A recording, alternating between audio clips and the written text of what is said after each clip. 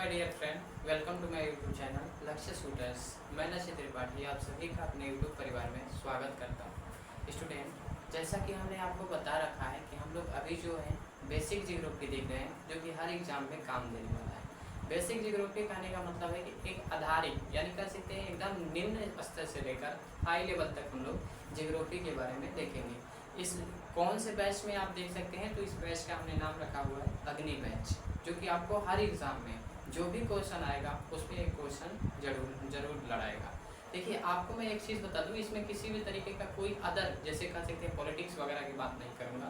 Only पर ये geography class रहेगी और ये आप जिस भी एग्ज़ाम को देना चाहते हैं उस एग्ज़ाम के लिए एलिजिबल रहेगा, चाहे वो बिहार पुलिस हो, चाहे यूपी पुलिस हो, चाहे एसएससी का कोई भी एग्ज़ाम हो। मैंने क्या किया है, एक बार एसएससी एमटीएस, साथ ही साथ में 2 बार इंडियन नेवी और 1 बार आर्मी को क्वालिफाई किया है। ये मेरा एक्सपीरियंस है। साथ ही साथ में अगर ये कहना चाहे कि आपने टीचिंग लाइन में कितना एक्सपीरियंस बढ़ाया है, तो अभी तक मैंने 3 साल का एक्सपीरियंस टीचिंग लाइन में भी दे चुका हूँ। ठीक है, तो आज के हम लोग सेशन स्टार्ट करने से पहले 2 लाइन प्यारी सी बातें कर लेते हैं, उसके बाद हम लोग क्लास को आगे करेंगे। जीतेंगे हम ये वादा करो, जीतेंगे हम ये वादा करो, कोशिश हमेशा ज़्यादा करो, हिम्मत भी रूठे किस्मत भी रूठे पर हिम्मत ना टूटे, मजबूत इतना इरादा करो। अब इसी के साथ हम लोग आज के सेशन को क्या करते हैं, स्टार्ट करते हैं। ठीक है, तो हमने जैसा आपको बता रखा था, पीछे अगर आप लोग देखें तो हम लोगों ने बात किया था अक्षांश और देशांतर के बारे में। आज जो हम लोग बात करेंगे पृथ्वी और सूर्य के बारे में बात करेंगे।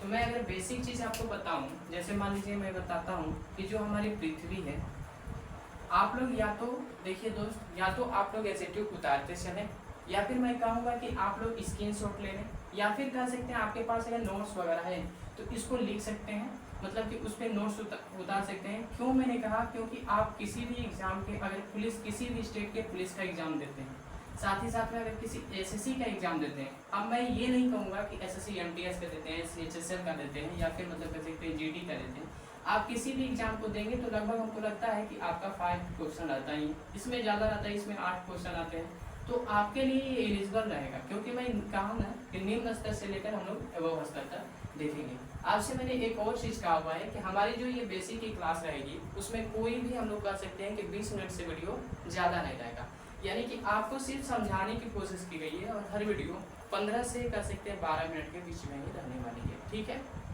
इसी के साथ हम लोग आज की, मैंने कहा कि आज जो हम लोग बात करेंगे पृथ्वी और सूर्य के ऊपर करेंगे।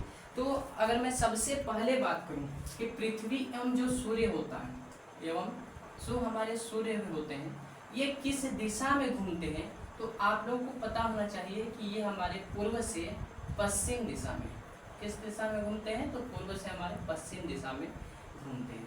ठीक है, पहला आपको पॉइंट मिला, दिशा में घूमते हैं।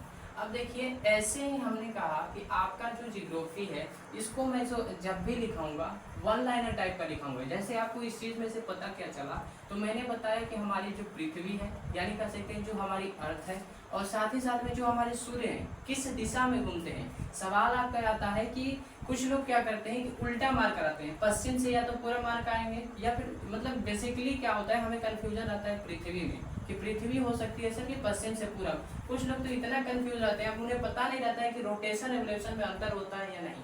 भैया, रोटेशन और रेवोल्यूशन में आसानी भाषा में अंतर होता है। अगर आपको मैं रोटेशन दिखाऊँ, अर्थात मतलब 24 घंटे में पृथ्वी हमारी क्या कर रही है, घूम जा रही है। और अगर रेवोल्यूशन की बात करें, इसका मतलब हमारा क्या है, 365 डेज, और साथ ही साथ में 6 आवर में ये कंप्लीट करती है। तो ये हमारे दोनों में अंतर रहता है, लेकिन लोग भूल जाते हैं। अगर हिंदी में बात करेंगे तो हिंदी हमारा होता है परिक्रमण,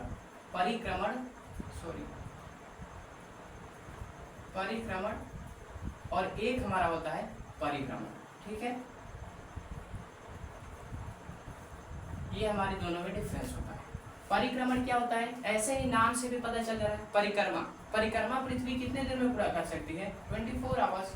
जबकि परिभ्रमण जो होगा, मतलब पूरा जो चक्कर लगाएंगे, कितने दिन में लगाएंगे, 365 डेज, और कह सकते हैं कि 6 आवर। फिर साथ ही साथ में आपसे ये पूछा जा सकता है बाबू कि एक लीप ईयर, जो हमारे लीप ईयर आते हैं, जो कह सकते हैं कि 4 सालों पे एक बार होता है, ये 366 डेज का कैसे रहता है। तो इसको अगर मैं डिफाइन करूं कि 366 डे होता कैसे है, तो मैं आपसे कहूँगा, जैसे मान लीजिए कि एक साल में हमारे जो पृथ्वी हमारी है पूरा घूमने में याद रखिएगा, मैंने कहा पूर्ण रूप से घूम जाने में कितना टाइम लगाती है, तो 365 डेज, और साथ ही साथ में आपका लगता है 6 घंटा।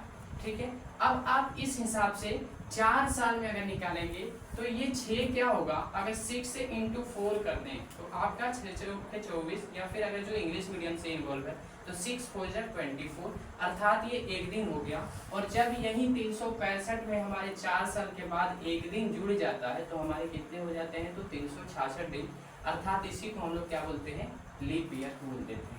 ठीक है, मैं ऐसा करता हूँ यहाँ तक आपको समझ में आया होगा। अगर मैं आगे चलूँ तो ये आपको कह सकता हूँ, जैसे कि मान लीजिए सूर्य की बात करूँ तो सूर्य कहाँ पे रहता है, तो हम कह सकते हैं कि जो हमारे सूर्य होता है, सूर्य मकर व कर्क रेखा के बीच स्थित होता है, कर्क रेखा के बीच स्थित होता है।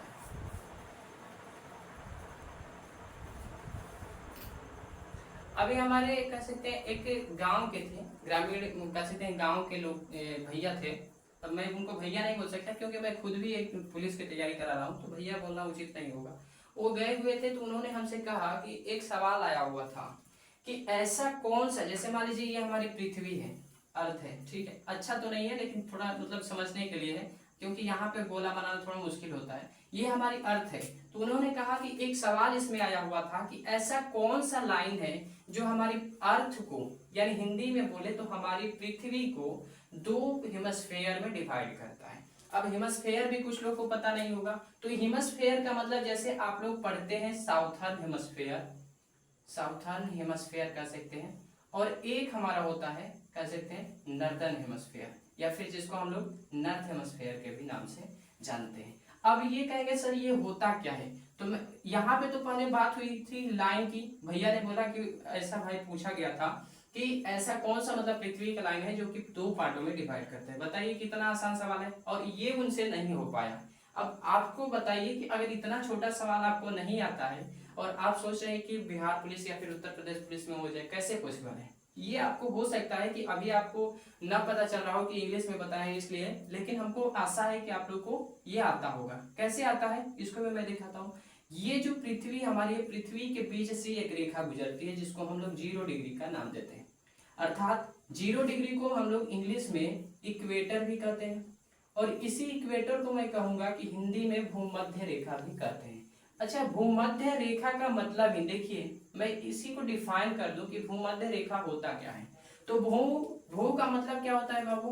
भू का मतलब होता है पृथ्वी, मध्य का मतलब होता है बीच में, ठीक है। अगर मध्य का अगर अलग करेंगे तो इसका मतलब होता है बीच में, और रेखा का मतलब लाइन, लाइन या रेखा कह सकते हैं। इसका मतलब कि जो पृथ्वी को बीचों बीच में कट करे उसी को हम लोग क्या बोलते हैं? इक्वेटर, अर्थात भूमध्य रेखा, या फिर 0 डिग्री का भी नाम दे देते हैं। अब यहाँ पे हमें पता क्या चलता है, तो ये पता चलता है कि जैसे मान लीजिए यहाँ से हमारी 0 डिग्री गई, तो जो ऊपर वाला हिस्सा है ये हमारा कौन सा हो जाएगा? Southern hemisphere. और ये जो नीचे वाला एच मैंने लिखा, जैसे एस का मतलब साउथ, एच का मतलब हेमिस्फीयर, और जो हमारा नीचे वाला ये वाला है इसको हम लोग NH बोल सकते हैं, अर्थात नॉर्दर्न हेमिस्फीयर बोल सकते हैं। ये होते हैं हमारे कह सकते हैं। अब बताओ कि इतना छोटा क्वेश्चन अगर आपके पुलिस में पूछा, कौन सा भारी पूछ दिया। अब यही चीज होता है, लड़के लोग क्या करते हैं, देखो बाबू हमने कई बार आपको बताया है, एग्जाम आप देते हैं, सॉरी राइटिंग थोड़ा अच्छा नहीं था, एग्जाम आप देते हैं, कोई भी एग्जाम देते हैं, एग्जाम में क्या होता है, एग्जामिनर आपसे चाहता क्या है? हम लोग कहाँ पे मार खाते हैं? ऐसा बात नहीं है कि लड़के लोग कम पढ़ते हैं, आज कंपटीशन का जमाना हो गया, सब एक से एक धुरंधर बैठे हुए हैं। आप अगर 1 घंटा पढ़ते हैं, दूसरा 2 घंटा पढ़ता है, लेकिन दिक्कत कहाँ हो जाता है, मार कहाँ वो लोग खा जाता है कि उसने एग्जाम से या तो ज्यादा पढ़ लिया, या तो आपने ज्यादा पढ़ लिया, या फिर मैं कह दूं कि आपने एग्जाम से कम पढ़ लिया। मैं कहता हूं कि आपको किसी भी एग्जाम देने के लिए जाते हैं, सबसे पहला आप क्या करिए, उसके सिलेबस को कम से कम 2-3 बार देखिए। अब कहेंगे सर 2-3 बार देखने से हमें क्या फायदा मिलेगा? पहले आपको मैं कहूं कि आप किसी चैप्टर को कंप्लीट करने से पहले उसके सिलेबस को कंप्लीट करिए। कारण क्या होता है, बच्चे लोग सिलेबस ही नहीं समझ पाता है एग्जाम का, एग्जाम क्या क्वालिफाई करेगा। अगर मेन जड़ ये होती है, इसको आपने जान लिया, अर्थात ये आपका क्रैक हो गया, ऐसे ही मतलब क्रैक कर गए। अब इसमें बहुत ज्यादा दिमाग लगाने की जरूरत नहीं है। क्यों नहीं है? क्योंकि एक चीज जरा सोचो, कोई भी जो होता है, जैसे मान लीजिए एग्जामिनर होता है, जैसे बिहार पुलिस का आता है, उत्तर प्रदेश पुलिस का आता है, SSC MTS आता है, कोई भी एग्जाम आता है, उसमें क्या रहता है, आपको सिलेबस दे दिया है। अब इस सिलेबस, मान लीजिए सपोज दैट 50 ही सिलेबस देता है, 50 ही मान लेता हूँ, 60 मान लेता हूँ, या 100 मान लेता हूँ। अब आपसे क्या बोला है कि इस 100 ही सिलेबस में से मैं कुछ ना कुछ पूछूंगा। अब बताइए, अब आप सोचते हैं कि इससे भी क्वेश्चन क्या आसान आएगा। आपको एक बुक देकर बोल दिया कि मैं इसी में से आपसे सवाल करने वाला हूं, और वो भी नहीं आ रहा है, और आप सोच रहे हैं कि हम पुलिस अब वर्दी में आ जाएंगे, जिसने धोखा दे दिया उसको मतलब हम लोग इम्प्रेस कर लेंगे। ये पॉसिबल कहाँ से है। आपको इम्प्रेस करना है, मतलब कैसे कि पुनः उसको वापस बुलाना है, तो आपको एक बार वर्दी में आना ही पड़ेगा, और वर्दी में आने के लिए आपको मेहनत करना ही पड़ेगा। और मेहनत भी नहीं, मेहनत मैं हार्ड वर्क की नहीं कर रहा हूँ, बल्कि मैंने मेहनत किसकी कही, स्मार्ट वर्क की कही। इसलिए मेरे दोस्त, हार्ड वर्क पे मत जाना, इस वर्क को बहुत लोग कर रहे हैं, इस वर्क पे जाना, नौकरी पक्की रहेगी। ठीक है, मिलेंगे नेक्स्ट वीडियो में, तब तक के लिए जय हिंद, जय भारत, जय बिहार, बाय बाय।